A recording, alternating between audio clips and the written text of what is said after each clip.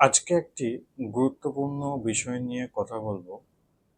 সেটি হচ্ছে বাত বা সাইটিকা ব্যথার জন্য একটি বাহ্যিক প্রয়োগের মালিশ কিভাবে ঘরোয়া উপায়ে তৈরি করব। এর জন্য কি কি উপকরণ আমাদের লাগে। তো চলুন আমরা শুরু করি। আমরা একটি 100 মিলি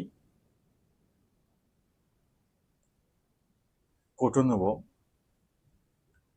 তাতে আমরা কি কি উপকরণ দেবো?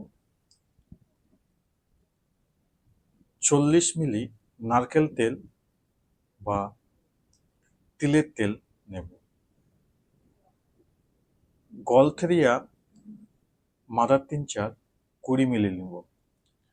রাস্টক্স মাদার টিনচার 20 মিলি নেব ও আর্নিকা মাদার টিনচার 20 মিলি নেব। নিয়ে সবগুলোকে একসঙ্গে মিক্স করে আমরা ভালো করে ঝাঁকিয়ে নেব, যাতে মিশ্রণটি ভালোভাবে মিশে যায় এবং আমরা যেখানে আমাদের ব্যথা হচ্ছে সেই ব্যথা জায়গায় আমরা মালিশ করব।